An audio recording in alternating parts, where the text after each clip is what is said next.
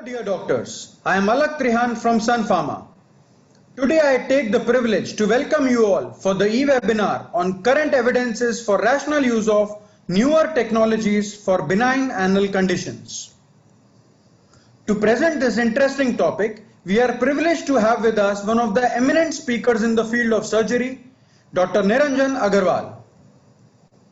Dr. Agarwal is consultant colorectal surgeon and assistant professor affiliated with leading hospitals like Bombay Hospital Institute of Medical Sciences, Wockhardt Hospital and Salasar Nursing Home in Mumbai. Dr. Niranjan Agarwal is president of the Association of Colon and Rectal Surgeons of India. He is executive board member of International Society of University Colon and Rectal Surgeons. He is trustee of Colorectal Foundation Trust Mumbai and trustee and past president of the Association of Medical Consultants Mumbai. Dr. Agarwal is currently the chairman of the AMC NOAH Mumbai and the treasurer of the Mumbai Surgical Society. Dr. Agarwal's major achievements and honors include Fellowship of the Association of Colon and Rectal Surgeons of India. He has been awarded International Traveling Fellowship of the ACRSI in 2009. He is member board of examiner of the FACRSI. He has delivered many lectures at national and international conferences. He has contributed to many scientific papers and chapters in various textbooks and has organized many national and international conferences. May I now invite Dr. Niranjan Agarwal to take us through his presentation on current evidences for the rational use of newer technologies for benign anal conditions. Welcome, Dr. Agarwal. Good afternoon, friends. Today we are going to talk about the current evidences for rational use of newer technologies for benign anal conditions. Thanks to the Sun Pharma for this initiative. Friends, benign anal conditions are the most common problem which all of us surgeons see in our surgical OPDs daily. There are multiple treatment modalities which are available and each is having their own varying results and morbidity. No two individual patients are same, nor do they behave particularly or respond to a particular treatment in the same manner. The search for better method keeps on continuing to improve overall results. There have been several recent advances and more keeps on adding to achieve the same. These are mostly technological dependent and hence costly, but they are simple to use with reduced complication provided they are used diligently and they promote a early return to work. Most, however, are unable to match the cure rate of the established procedure which we all are doing just now. So do we say that they will become the new gold standard? Many such new introductions have already become obsolete in a small span of 1 or 2 decades. So there is an absolute need for evaluating each and every before accepting them as the first line of treatment. The scope of my presentation would be today restricted to the benign conditions of the hemorrhoid, anal fissures, anal fistulas, and the pyonadal sinus, and whatever the newer technologies which have been developed in the recent times for them, whether what the literature says about that and whether they are fit to be accepted as gold standard or not, depending upon the literature evidences. So I start first with the hemorrhoids. Now hemorrhoids, as you all know, the problem itself, the treatment itself ranges from topical ointments to giving medicines to some outpatient procedures to actually doing some kind of surgery in most of these patients. Now, given the polysymptomatic nature of the disease itself, it becomes very difficult to judge which treatment is the best treatment and the only treatment for most of the hemorrhoids. So depending upon the grades, we all know there are different grades of hemorrhoids and there are different modalities of treatment for hemorrhoids. And there are new modalities of treatment which have come for hemorrhoids depending upon their grade too. In the grade 1 and 2, we had the rubber band ligations, we had the sclerotherapy, we had the IRC for a long time there. And then there are new technologies which have come in like ultrasound machines or the bipolar coagulators. People have shown more interest nowadays again into the medical management, which is being studied more vigorously. So what does the evidence say? What are we supposed to do as an average general surgeon? Most of the time we see that we are confused whether whatever we are accepting is the gold standard or just it is a market strategy. So let's not fall to that. There are multiple evidences which are based, and I am going to take you to a journey of this literature so that at the end of this webinar, things are quite clear in your mind which is the best for your patient in your hand. So as far as for the grade 1 and 2 hemorrhoid, for the medical management, MPFF was the one which was presented by our group itself, the ACRSI group in 2016, published in the Indian Journal of Surgery, where we noted that it does help in reduction of the initial bleeding, and not only in the treatment of the acute hemorrhoidal disease, but also in the post-operative patients, the incidence of bleeding was reduced to some extent because of the action of decreased capillary permeability as well as thereby reducing the edema. There are multiple more other studies also which are available, like meta-analysis of this 1500 patient all those, which did show that there is some apparent reduction in the risk of bleeding and persistent pain or itching and recurrences. But multiple studies have shown that the evidence which is there are not completely high quality evidence, and more studies are needed to provide you some high quality. So we cannot say that this is the gold standard for grade 1 and 2 and you should use only MPFF and nothing else. They can be used an adjunct and your other treatment needs to be studied accordingly. So do not fall prey to any kind of market strategy and blindly prescribe only MPFF to your patients. Coming to the next modality, Ultroid, and if you compare them with the already established rubber band ligation, we note that in the Ultroid there is a application time is longer, but the results are more or less the same as well as if you compare with the rubber band ligation. Secondly, when you compare the bipolar, second modality which is there for the grade 2 or 1, when you compare that with the rubber band ligation, you find that the success rate is still more with rubber band ligation, though there may be some occasional pain with rubber band ligation which may be lower with the bipolar coagulations. When you compare the direct current to the bipolar current, you notice that the direct current and bipolar are both very effective control chronic bleeding from grade 1 to 3 hemorrhoids. But bipolar probe has a significantly faster action than the direct current probe, but the direct current probe produces fewer complications than bipolar probe, and recurrence rates are low after 1 year with either device.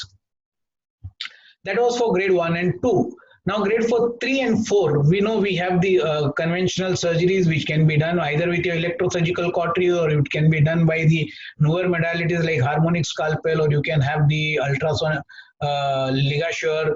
We had the MIPH coming in around 2 decades back, and the Doppler guided hemorrhoidal artery ligation machines coming in, and the latest which is the laser machine which has come in. Now, which is best for your patients? Now, let's see what the literature has to say about each newer modalities. Now, this literature for the Doppler guided hemorrhoidal artery systemic review does say that it is a safe procedure with a very low level of post-operative pain and can be considered as the primary treatment for grade 2 and 3 hemorrhoids. See, it is not mentioning grade 4 hemorrhoid. Please keep on understanding the points which I am making to make your selection of procedure appropriate at the end of the presentations. And when you compare Doppler guided hemorrhoidal artery ligation to Milligan-Morgan, you find that though Digihall is a safe and easy method, its interpretation in grade 4 is substandard, and still Milligan-Morgan stands out as far as the results are concerned for grade 4 hemorrhoids. When you compare Digihall along with the stapler hemorrhoidopexy, you find that both are equally safe and procedure, but the pain factor seems to be a slightly lesser with transanal hemorrhoidal dearterialization compared to the PPH, with an early return to work with the Digihall. But when you compare Digihall and its cost effectiveness along with you combine a mucopexy and then you compare it with the other procedures, you will notice that first Digihall has got an inferior correction of the prolapse element compared to the other procedures, and from the cost point of view also it is significantly higher compared to the other procedures. When you compare the PPH or the THD or the DG Hull, whatever you may call it as, like when you compare with the conventional surgical technique, there are enough papers which say that the long-term results are better with the conventional surgery, that is closed hemorrhoidectomy or open hemorrhoidectomy, whatever you are used to. But the short-term results are definitely better with the PPH and TSD and are not good for the long-term favorable results. When you compare all the available procedures, except the laser which just came in, it is concluded that both open and closed results in more post-operative complication and slow recovery, but fewer recurrences. The THD and the stapler hematopexy, they are associated with decreased post-operative pain, therefore faster recovery, but higher recurrence rates. So each procedure needs to be discussed with the patient, their advantages and disadvantages separately, and then come to a conclusion what is best for your patient. When you compare the different energy sources which you are using, whether you are using harmonic scalpel or you're using LigaSure or other procedure, other energy sources, it is noted that with the newer ones, there is definite some short-term advantages in the early post-operative pain or the retention and early return to normal activity, or the reduction in bleeding immediately in the intraoperative or immediate post-operative period.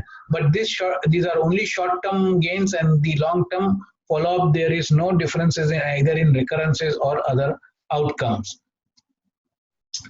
Then comes the latest entry into the horizon, that is the laser hemorrhoidoplasty for the third degree hemorrhoids and the second degree hemorrhoids, where again if you see that there is, if you compare and study, in this study what they have concluded, that though the patient may have reduced bleeding in a higher number of patients, the reduction in pain and the reduction on the mucosal prolapse element is significantly less, and overall if you compare it is 86%, which is shown in improvement.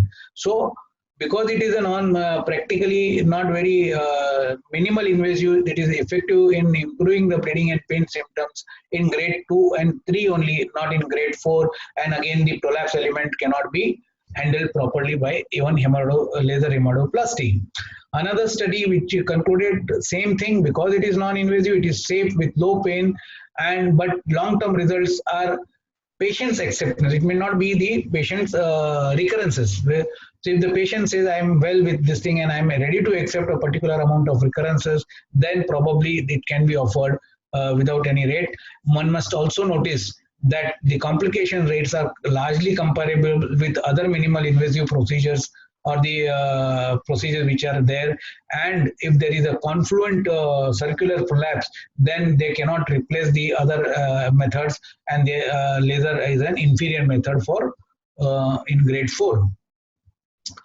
When you compare in grade 2 laser with rubber band ligation, it is noted that definitely laser is a better technique, more effective than rubber band ligation in reducing the post-operative pain and the symptoms, thereby improving the quality of the life. So to conclude, in hemorrhoids, there are obvious short-term advantages noted with the newer procedures, and the long-term results are, especially with the lasers, are yet to be studied, because time has to elapse before we can conclude the long-term results. But the immediate more than short-term results are not very encouraging, especially for the higher degree. However, if you combine laser with an hemorrhoidal artery ligation, the results have seemed to be much better compared to using a laser Ranor. However, data needs to be published further, and it needs to be accepted and replicated at other places also. So there is some time before we say that that statement is the gold standard. So whatever the intervention you have selected for the treatment, one thing is very clear, that it has to be tailored to the individual patient based on her choice, her safety, which you have to explain to the patient, convenience, and the degree of hemorrhoid, with a written documentation of patient choosing a procedure with its attached recurrence rate is a must to save you the medico-legal problems. The second disease entity which we can discuss in the benign anal condition is fissure in ano. Now we all know that the internal sphincterotomy is the gold standard established procedures, with the Botox coming in and the laser again being employed in the treatment of fissure in ano. So the issues ranges from conservative to operating. Apart from the chemical sphincterotomy agents, which are usually the calcium channel blockers, The only difference which comes nowadays is to the mode of dispensing the ointment and the mode of application, which varies from the company to company, and each of them coming up with a newer method of application. However, there are some evidences, though not very duplicated at most centers, that an intraanal application of a fixed dose is much better compared to applying it at outside the anal verge. And secondly, the method of application, because it has to be less traumatic, lest otherwise it will itself cause more pain. The application itself would cause more pain. So the instrument provided for application is most important here. We should apply the ointment intraanally without giving much pain or without causing much trauma to the patients. Botox is being promoted as an alternative to surgery, and laser is also being propagated to cut the sphincter or spray the fibrotic areas. So what does the literature say about the botulinum toxin injection when you compare with lateral internal sphincterotomy?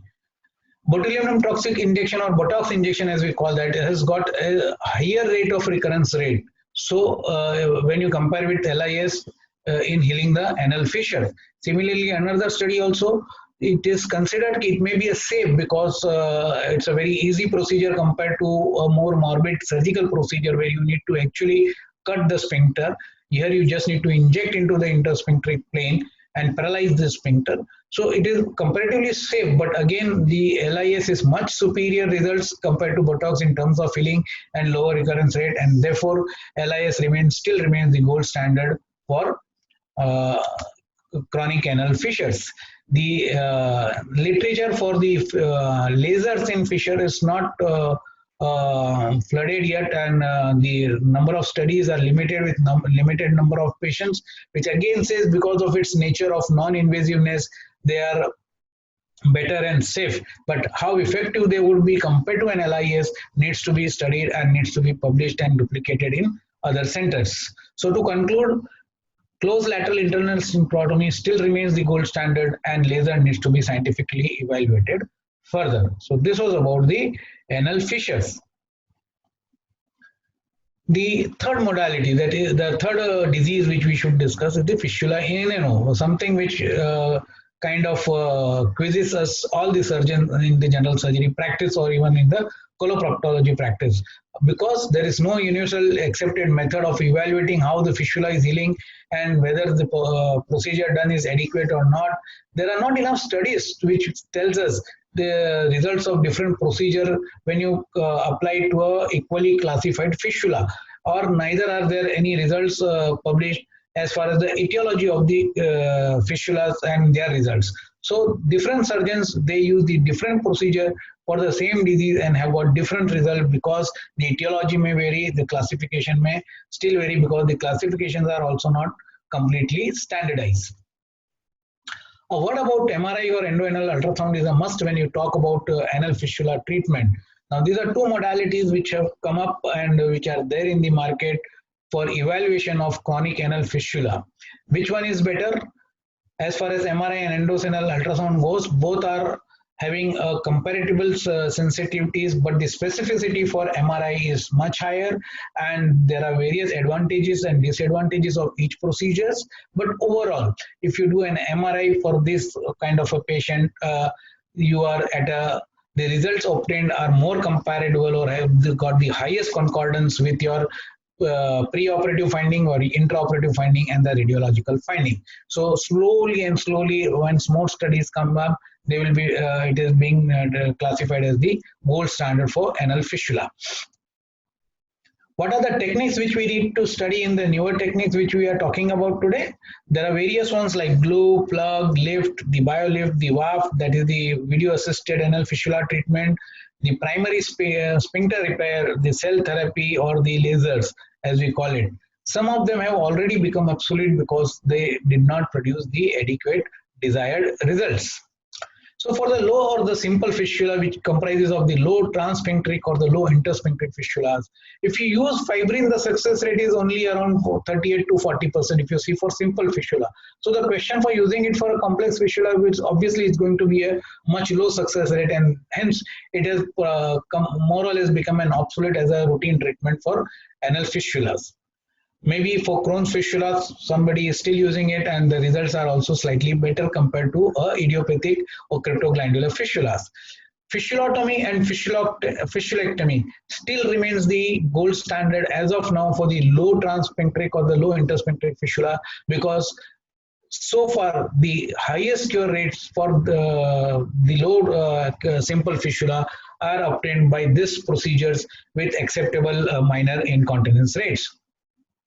When you study the ligation of intersphincter fistula tract or lift, as you popularly call it, if for the simple anal fistula or the simple intersphincteric or the transsphincteric fistula, you notice that the cure rate of intersphincteric anal fistula with lift is around 83%, and but if you compare, the Ceton has got more or less 100% cure rate in the simple fistula group that is reported in this study, and the cure for transsphincteric, low transsphincteric fistula with lift is around 78% and around 92% in the fistula Ceton group. So for a simple fistula, as I said, after the fistulotomy or fistulectomy, if you need to do something else, then probably lift is not providing you with or achieving that result which you would like to have compared to the other standard procedures.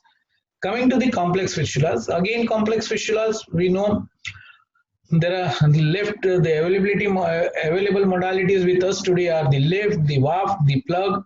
You have got the stem cells, you have got the primary sphincter repair, and now you have also got the laser. Let us see the literature, what it says, which is more effective and which can be adopted for most of our patients. There is no single modality which can be adopted for all the patients. So what is lift to be said in the study of complex anal fistula?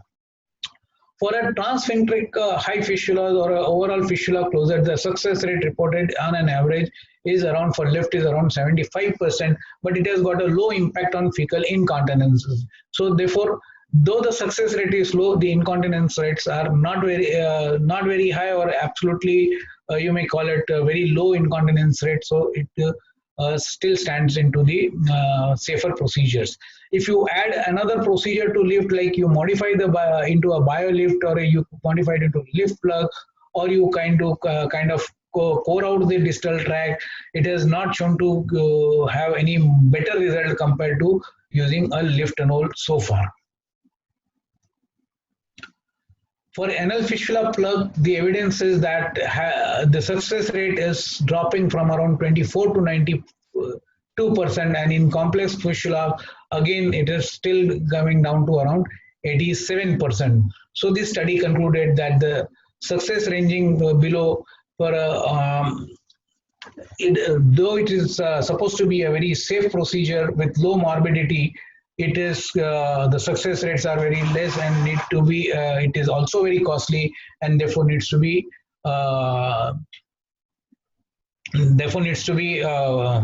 kind of advised to the patient accordingly. For the video assisted fistula treatment, again, if you see, the overall success rate of video assisted fistula treatment is around 76%, and the main benefit of this procedure being the minimal risk of incontinence, because you don't cut any sphincters, and minimal invasive nature makes it possible for us to discharge those patients early, and they can go back to work early. But remember, the success rates are only around 76%. Now this procedure, which is slightly more morbid, like it is you cut the sphincters and then you repair them again, and people are really scared to cut the sphincter. When I say cut the sphincter, friend, remember what I mean to say is to cut the sphincter below the puborectalis sling. You are not supposed to touch the puborectalis sling or go above that in any circumstances. So it is basically the subcutaneous portion and the superficial portion of this external sphincter below the puborectalis sling can be divided, and then they have to be sutured primarily. If you leave it them, they heal by secondary intention, and there is a lot of scarring and puckering and deformity, which leads to higher rate of incontinences. So if you do a primary repair, the incontinence rates or the incontinence rates have been very low. In fact, the success rate you see is as high as around 93.2% in this study to 97.7% in the another study. But The most beautiful part of this is that the endorenal manometry parameters remain unchanged post-operatively, and therefore it is emerging as the procedure of choice for a recurrent fistula which already has got some kind of incontinence, because the incontinence actually improves with this procedure. The laser closure of the fistula, again, if you see in this 2018 paper says it is safe and effective for obvious reasons. However, the prognostic factor remains the size of the fistula. Smaller the fistula, better the outcome. If the length of the fistula is longer, the outcomes are also poorer. The overall success rate for the first use laser in a patient is around 64%, but if you happen to reuse in the same patient, in a recurrent patient who has failed the procedure first time, the success rate improves slightly in a repeat setting. And therefore, still, if you are looking out for a sphincter saving procedure, maybe at the cost of some higher incontinence, then this could be the procedure of your choice. Another report showing around 71% healing rate with no incontinences post-abruptly. So there are various studies which have tried to compare various modalities and compare with each other. However, when you see this was published in 2010 in the Cochrane database, which itself said that there is no major differences between the various techniques which are used for recurrent, as far as the recurrence rates are concerned, and more studies required to be done and published before we can establish that a particular treatment can be accepted as a gold standard, especially the newer procedures. Again, a systemic review of the treatments for multiple treatments for cryptoglandular perianal fistulas. All techniques they have tried to study: set-on, medicated set-on, the glue, the stem cell, the fiber, flap anoplasty, the sphincter lifted, and the conclusion is none of the other techniques they seem to be superior to. Both of them more or less produce the same results. Similarly, with this study, if you see this published in the World Journal of Gastroenterology, they said that lift is safe and effective, but and can be considered for complex anal fistula, but success rate is around 75, which we just noted that. Plug again safe, but success rate is only around 24 to 88%. Glue is poor and should not be attempted unless for some kind of a rectovaginal or a Crohn's fistula where you can try that. FILAC and video assisted anal fistula procedures are respectively using laser and electric energy are expensive. Remember friends, they are expensive and yet to be thoroughly assessed in the clinical practice, and so is the adipose stem cell, which needs more detailed studies. Another review studies which compares different procedures which are there, the success and adopted which have studied these different procedures which are available for the anal fistula treatment. It also says the same thing, that the success of the procedure and the adoption rate by the surgical fraternity, they keep on decreasing with time. So that itself says you need more studies and more potent documentation to say which is the best practice consensus is not yet published or is more desirable yet. Same thing again, if you see again all these procedures again studied here mentioning the same, that the technological advances to treat complex fistula are in an early stage of evaluation, and although there are early results are promising, they are difficult to reproduce and the longer data is yet to be published. So friend, as far as the newer modalities are concerned, they are mainly focusing on the sphincter sparing, and therefore there is very low incontinence or minimal incontinence, but the recurrence rates are more. They are chiefly advised or can be advised in the treatment of complex anal fistula, where a sphincter division can be more disastrous. More so, none of these procedures can prevent you from a more aggressive approach. If they fail, you can have another aggressive approach later on. There have been multiple attempts of combining two procedures, especially with lasers with left or what. They appear to be more fruitful, but however, data is still missing, and data needs to be published in literature before we can say that for sure. The fourth and the final disease which we are going to discuss today is the pilonidal sinus. It's a difficult benign problem with an equally difficult solution. Treatment of it cannot be more worse than the disease itself. Here itself, you all know that there are so many surgical procedures which have been described in the past, and none are perfect, and wound healing and recurrences are issues which hunts us all. The newer procedures which have been added now is the EPSID, which is the endoscopic treatment of pilonidal sinus, the fibrin glue injection of fibrin glue phenol injections, or the laser treatment. So as far as whatever the little literature is available, because it has come in very recently, but whatever people have studied, they have shown that the success rate with the minimal invasive procedure is on and around 90%, and those who recur, if you reapply to them, then those patients also improve to around 78%. So this is for the laser. So it has proved to be very safe and effective procedure for treating patient with pilonidal sinus as of now, but we need more data to confirm in future too. For the again, minimally invasive is that EPSID procedure, which is again found to be more safe and effective compared to other conventional techniques, and it can be a safe alternative to other procedures. Same here, same promise that initial results are very promising, and more standardization and more competitive data once comes in, we will be able to say it with more confirmations. However, the injections of glue or fibrin etc. have got no certain data to say that they can be or should be used. So to conclude, for pilonidal sinus, the EPSID and the SILET seems to be more promising in the short-term management. Long-term benefits will need to be studied and published later. Thank you, friends, for your patience hearing.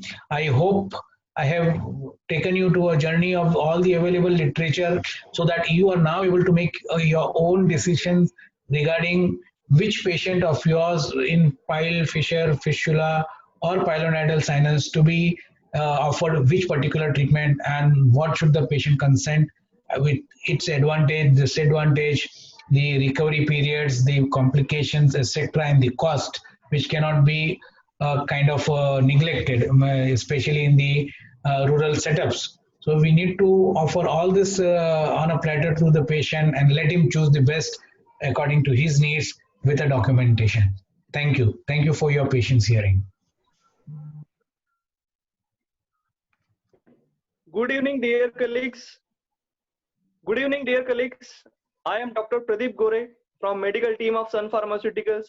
I would like to thank Dr. Agarwal for his enlightening presentation enriched with scientific evidences. It is our great honor to have with us Dr. Agarwal for question and answer session. The forum is now open for the questions. Sir, good evening. Good the evening. First question for today's evening is from Dr. Pawan Anand from Kanpur. He wants to know use of laser in hemorrhoids grade 3.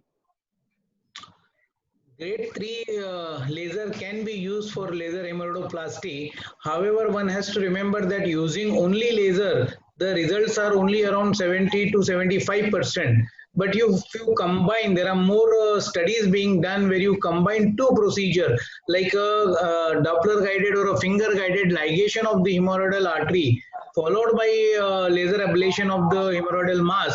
The success rates are going up to around 90-92%. But that papers are still yet to come. These are individual studies, and somewhere in some small journals these are mentioned. But to be adopted at a larger center, it will need some time. But you can go ahead.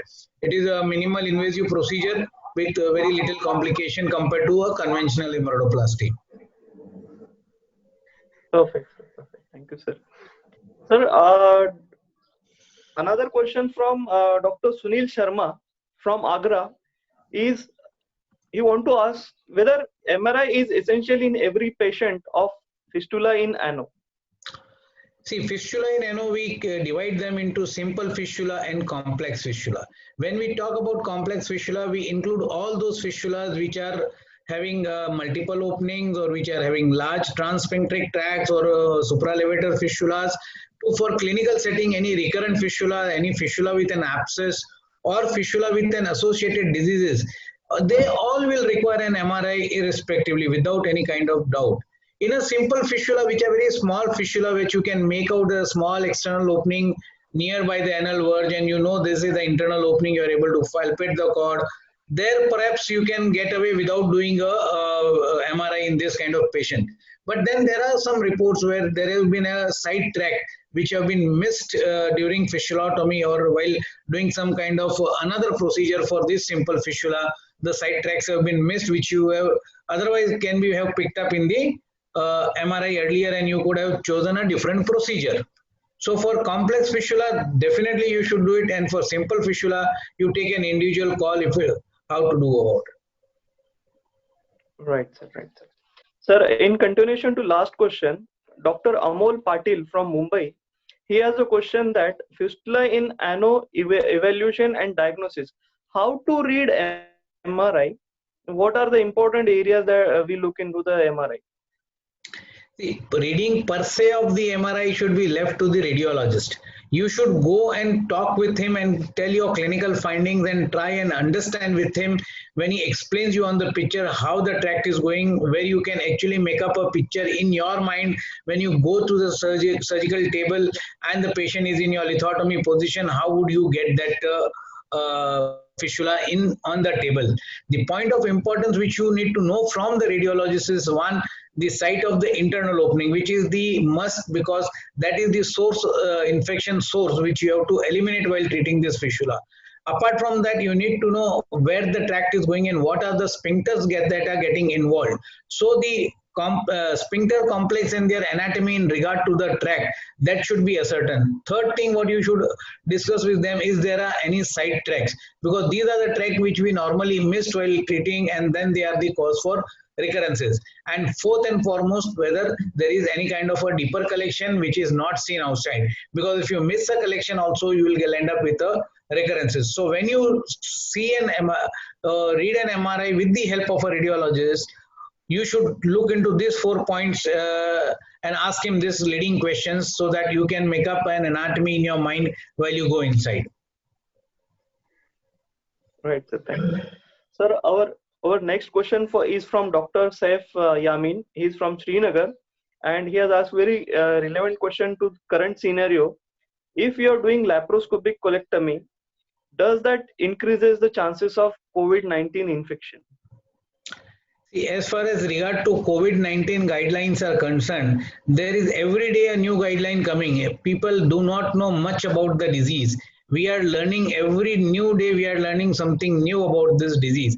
As of now, if you ask me, any kind of laparoscopic procedure, especially which have a lot of aerosol because of the insufflation, etc., should be avoided without any proper PPE. If you are wearing a proper PPE and doing it and taking precaution, it's a different issue. But the current guidelines still say to otherwise, in a normal setting, please do not go ahead with any kind of laparoscopic procedure in your patients without protection.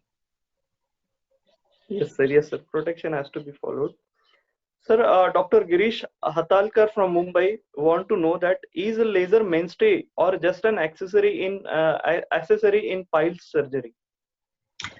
See, these are newer technologies. The long-term effect of this technology is not yet known. Short-term effects we have as discussed, there are definite advantages in the short-term in terms of their pain relief or their minimal invasive nature. But the results are not very encouraging if you use only the laser hemorrhoidoplasty. It is only around 70 to 75%. If you add with another procedure, some people who are doing it claims to have a higher result, but documentation and it coming into the literature is still awaited from them. So we cannot say it is the mainstay. It is one of the armamentarium which you can offer to the patient, and with proper documentation of what you have explained to the patient, whether what advantage it has, what disadvantage, and what are the recurrence rate. Let the patient make a known choice after knowing everything, and sign that documentation so that you are safe medico-legally later on. Right, sir. Right, sir. Sir, Dr. Sinha from Kolkata, he is asking, please give your opinion about suture hemorrhoidopexy. Suture hemorrhopexy is devised by Dr. Shanti Kumar Chivte from Thane. I personally have no personal experience on doing this procedure because I have never done it, but I have seen sir doing it and I have seen his presentation. It is another non-invasive kind of a procedure where you don't cut anything. You take 2 rows of sutures at 2 centimeter and 4 centimeter from the dentate line. The idea behind is to cause fixation of the prolapsing mucosa and to cut off the blood supply, how a stapler hemorrhopexy would otherwise do. But staplers are costly, this comes without a cost. Their claim about the people who are doing this, their claim about success is very high, around 98 to 99% in some cases, but I have not tried it, to be honest. Oh, sir. They are That mentioned in international literature is also missing. The papers or duplication at other places are also missing. It is only that close group of few surgeons who are doing it. They claim it, but I wish more people internationally also do it and present their data into literature so that it can become available to all and be more convincingly said. Right, sir. Right, sir. Okay, sir. Sir, Dr. Pokala from Medak wants to know the role of MAD in Fishery Nano, maximal anal dilatation. In Fishery Nano, Yes, sir. maximum anal dilatation is banned and should be condemned. You should not do a Recamier procedure anymore. You should do a lateral internal sphincterotomy. The reason being behind are quite simple. When you do a anal dilatation, you do it either with 2 fingers of each hand or 4 fingers of each hand. There is no specification, but the amount of pressure which is generated is uncontrolled and it is different for different surgeons. Get my point? At the same time, you not only damage the internal sphincter at multiple places, you also damage the external sphincters at multiple places. And therefore, the rate of complication and the rate of incontinences are much higher compared to when you cut this internal sphincter only at a single point, whereby causing only relaxation at that point and the healing is faster and the complications are less. And the external sphincter is preserved, you don't damage the external sphincter. Okay. Okay. Sir, this one is some complication question. How to treat fistula with internal opening in urinary bladder and urethra also in anus? There are 2 openings, urethra and the urinary bladder. Yes, sir. Dr. Manoj Kumar from Yadav from Varanasi. He has asked how to treat a fistula. Yeah, so this fistula needs to be first evaluated. It is one of a kind of a complex fistula which has invaded the adjacent organ.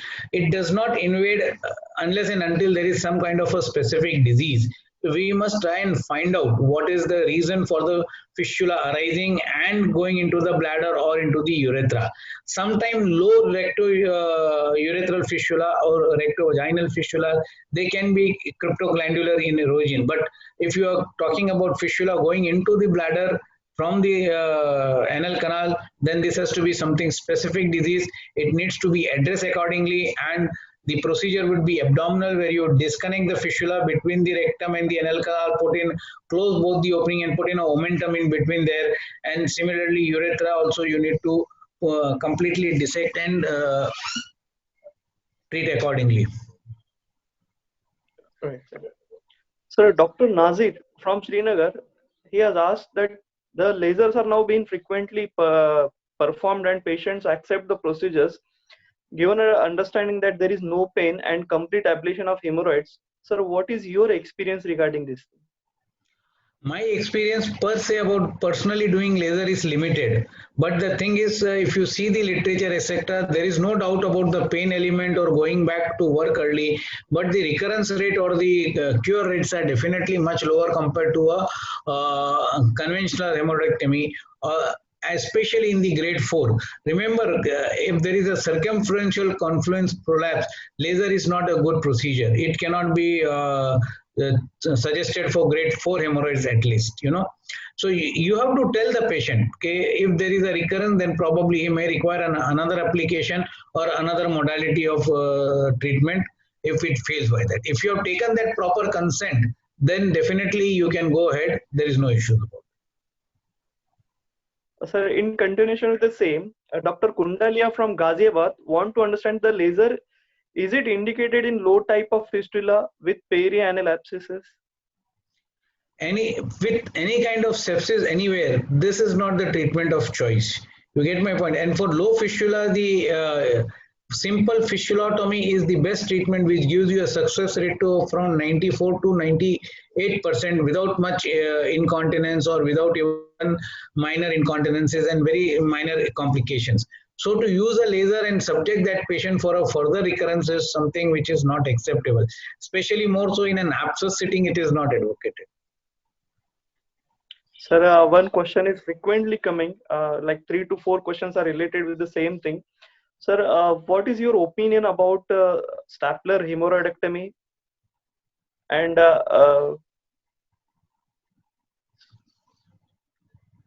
what is your opinion on stapler hemorrhoidectomy in grade 3 and 4 hemorrhoids? Okay.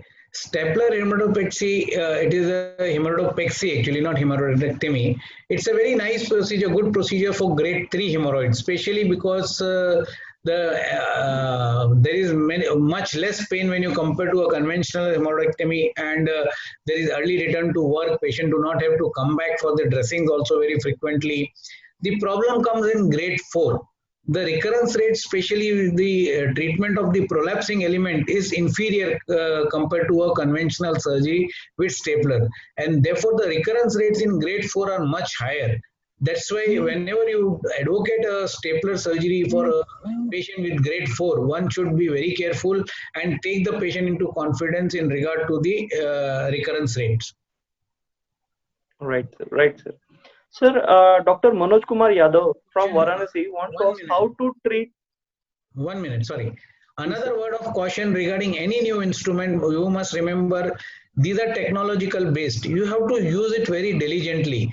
If you commit mistakes while using the instrument, the complication rates are going to be much higher. So, as it is said, a tool in a fool's hand is still like a fool is with a tool is still a fool, you know. So use this instrument properly if the complications have to be reduced. But there are specific protocols, SOPs to be followed. Do not have any shortcuts and follow them accordingly. Yeah, you can continue the next question. Sir, next question is from Dr. Manoj Kumar Yadav from Varanasi. How to treat anal strictures post hemorrhoidectomy or fissurectomy? So it will depend upon is probably trying to ask about anal stenosis, right? So it will depend upon how bad this stenosis is. If it is admitting your index finger, then probably you need to give him some kind of toilet trainings, etc. Sometimes even conservative dilatation with Hegas dilator, or we had that St. Mark's anal dilators, are also sufficient. But if it is a severe stenosis which do not admit your little finger also, these are the patients who really are in bad time while passing stool, and they require some kind of surgical corrections. So there are multiple procedures which have been defined. One is you kind of cut the stricture at one space and vertically and suture back the mucosa and the skin flap in the transverse direction. So that will increase the diameter of the anal canal. If you can circumference the anal canal, you can have it at 4 different places also to have a larger circumference if required. If your proctoscope gets admitted without any force, that is the point you can stop and you need not do much. There are other flap procedures which have been described and can be done without any problem. Sir, next question is regarding internal sphincterectomy. Dr. Manjush from Lucknow wants to know what is the ideal length cut in the internal sphincterectomy? The ideal cut is to be below the dentate line. When you put in your blade inside and your finger is in the anal canal, you must see that it is below the dentate line, and with that stroke you should come below that, never go above the dentate line. That is the adequate length to be cut. Right, sir. Right, sir. Sir, Dr. Chari from Hyderabad, he has asked the transsphincteric fistulectomy, suturing the sphincter, does it have any long-term side effects? No, I haven't seen any long-term side effects on that. In fact, because you suture the sphincter primarily, the healing is much faster and the physiological functions of the muscles are more preserved than if you would have left them for a healing by secondary intentions. So long term, we haven't come across any extra complications with that. Sir, Dr. Sina from Kanpur want to know that your experience with LIFT and excusing the fistulous tract from external opening to the outer surface of the external sphincter in transsphincteric fistula. Okay, the lift procedure has got an overall success rate of around 75% documented. Now, if you either do an excision of the distal tract or you do any other curing out, it does not improve upon the result. The results are more or less the same. People have even tried burning it with laser, etc. But so far in the literature, the incidence of cure rate has not increased. Only one thing is if you insert a bioprosthetic mesh in the intersphincteric space, then the results have seemed to be slightly improved from 75 to around 89%. But removing the tract does not actually help in your increasing the success rate of the lift procedure. Okay, right, right. Sir, Dr. Siddharth from Mangalore, he wants to understand what is the medication you give post fissure in ano surgery. Post fissure in anal surgery, that is a lateral sphincterotomy, we give them laxatives in the form, I give them 1 tablespoon of isabgola and around 30 ml of lactulose solution daily till he becomes, his bowel movements are regulated completely. Ask them to have Sysbath, maybe pain killer analgesic for 2 or 3 days as may be required, not more than that. 3 doses of antibiotic, one is pre-op, one is intra-op, and one is post-op is all that is required. Unless and until the patient is in the compromised state, like he is a diabetic, he is on steroids, or he has been post-chemotherapy, all these patients I would like to continue the antibiotic for at least 5 days or as the need may arise. But this is all you need, only a simple analgesic, you need simple laxatives and Sysbath, that's all. We do use local antiseptic metronidazole containing ointments for dressing purposes. Sir, regarding topical antiseptics, Dr. Baji Sheikh Rao from Canning Town wants to understand the role of silver formulation based in amorphous hydrogel. Do they have any role in fistula in ano or this type of situations? Silver hydrogel has shown to have increased healing rate in most of the other wounds. This thing. There is no separate study where they have tried it for fistula. At least I have not come across them. But if you apply the same principle, you can definitely use silver-based gels in this wound, which can promote the healing faster and reduce the edema. That is the main job with the silver nitrate iron does. So if there is a larger wound, you can definitely use them. There is no harm in using it. Okay, sir. Right, sir. Right, sir. Sir, is there any difference on outcome between closed and open lateral internal sphincterectomy? The results are the same. The outcomes are same. It is only that in the open you have to take a cut and then do it. So it's slightly more morbid compared to the closed internal sphincterotomy. But as far as the results are concerned, there are no difference in the results. All right, sir. Sir, next question is interesting and it looks like a complication. Dr. Deena Bandhu from Mandal, Kolkata wants to know that anal fistula turn into abscess and presented to surgeon. What will be the mode of the treatment? Okay, there are several factors when you treat these abscesses. Now, what she has said is it's already a fistula which was there and which has now become an abscess. Normally, it's the other way around. A fistula which was there, which becomes an abscess which has been there becomes a fistula. So if there is a fistula, if there is an abscess where there was already a fistula, it's a secondary infection in that tract which has come up again. This patient definitely requires some kind of fistula surgery. But when you do fistula surgery in a setting of an abscess, there are various factors which needs to be considered. That is the general condition of the patient, the comorbidities, the size of the abscess, the site of the abscess, and whether you are able to document the internal opening, because in an abscess setting, it is not necessary that you will be able to see the internal opening. So if you are able to document the internal opening, you are experienced enough to do a primary fistulotomy in this kind of patients, then please go ahead and do a primary fistulotomy for these patients, and that should be the call, avoid another surgery subsequently. If you are not able to find out the internal opening, then the best thing is to drain this abscess as close to the anal canal as possible rather than going further away, because subsequently when they form an abscess, it will be a small length fistula rather than a larger fistulas. Sir, he also wants to know the role of fistulogram in the diagnosis of fistula tract.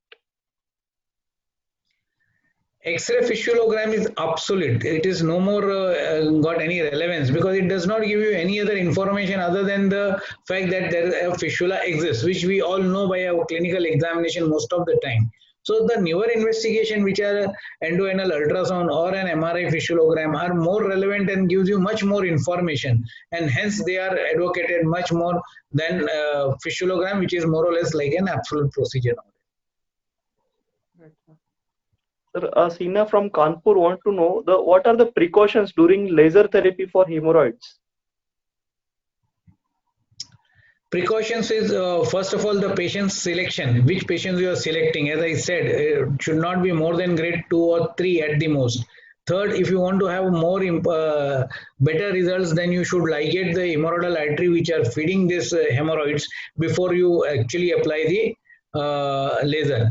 When you puncture, make sure you puncture at the level of the dentate line, and when you fire the laser or you apply the laser, you should not continuously apply it, or do not apply the laser even when it is the light is very much shining or not visible, because then either it is very superficial or deep. So you have to take care, and 6-watt application for every 5 millimeter for 3 seconds is the dose which is advocated, and never use more than 150 joules in per hemorrhoid. Even if you don't find them shrinking on table, it is all right. Post-operatively later on, you can see them that they have shrunk. So don't overuse energy, don't overuse heat in these patients. Sir, Dr. Ved Prakash Mishra from Lucknow wants to understand any use of anal dilators in LIS, please. No, nobody uses anal dilators anymore, except, as I said, in the anal stenosis cases. For fistula, for post-operative normal care of the normal post-operative in any perianal surgery like it was done earlier, nobody uses it anymore. In fact, it is more traumatic to the patient and leads to more fibrosis. It has been documented.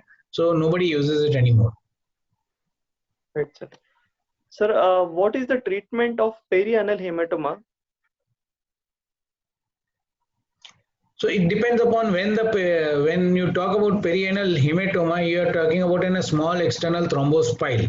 So what is the size of the thrombosed pile, or what is the duration of presentation? If somebody has presented in the first 24 to 48 hours, you can, under local anesthesia in your OPD, you can just give a NIP and release the clot so that the infection drains out. But if the patient already comes after 72 hours or something like that, most of the time you will see that the pain has reduced remarkably. The edema has already started coming down. In such kind of patients, you can give conservative treatment to this patient, and within around 2 weeks time, the whole thing usually regresses. If there are internal components, then they can be dealt with subsequently. Sir, same doctor wants to know whether the silent skin tags should be removed always. In which case, ask him. If the patient has only skin tags and then he comes to you without any symptoms, why do you want to do it? Right, sir, right. If there are skin tags with an asymptomatic patient, only for cosmetic purpose in the anal area, if somebody wants to remove them, I don't think that's justified, because there's nothing cosmetic to be seen over there. Right, right, right. Don't invite trouble. Yeah. Sir, Dr. Raghu from Hyderabad wants to understand, does laser hemorrhoidectomy require compulsion of HAL? Does laser hemorrhoidoplasty? Please repeat. Hemorrhoidectomy require compulsion of HAL. If you don't do HAL, the results are inferior. It has been noted. As I have been repeatedly saying in these question answers, that if you use only laser for hemorrhoid in grade 3 also, the success rates are maximum around 67 to 72% in different series. It is only when you hybrid the procedure with ligation of the hemorrhoidal artery, the success rates are been seen to be better compared to doing it alone. So you should definitely ligate the hemorrhoidal artery in your hemorrhoidal surgery. So, sir, Dr. Kundalia from Ghaziabad wants to understand, is the MRI pelvis indicated as a routine in case of ischiorectal abscess?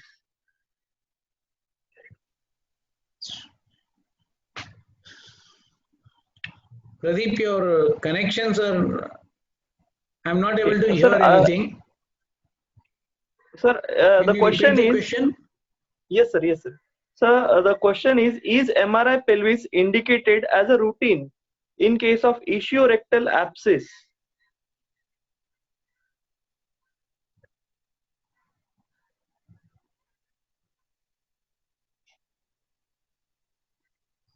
MRI pelvis indicated in ischiorectal abscess. Yes, sir.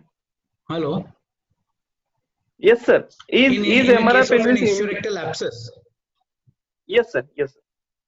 Indicated in an ischiorectal abscess. So I would put it this way: if it is a recurrent ischiorectal abscess, so then you know there is some kind of an element which may be fistulous.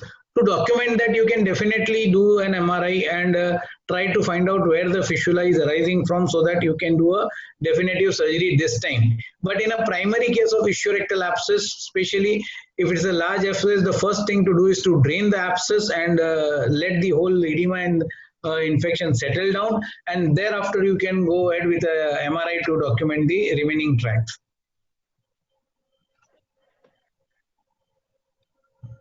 Sir, that was the last question. Thank you so much. I hope I thank you. I thank you for. Sir, I thank today's doctor. I thank today's speaker, Dr. Agarwal, for taking us valuable time and guiding us on the important topic. I thank all the delegates who have joined the webinar from different parts of the country. Lastly, I would also like to thank entire team of Classic team of Sun Pharmaceuticals who had made this webinar a great success. Thank you all, sir. Thank you again, sir. So thank you for all the delegates, and thank you Sun Pharma for this opportunity. Namaste. Thank you, sir. Thank you for your time. Bye.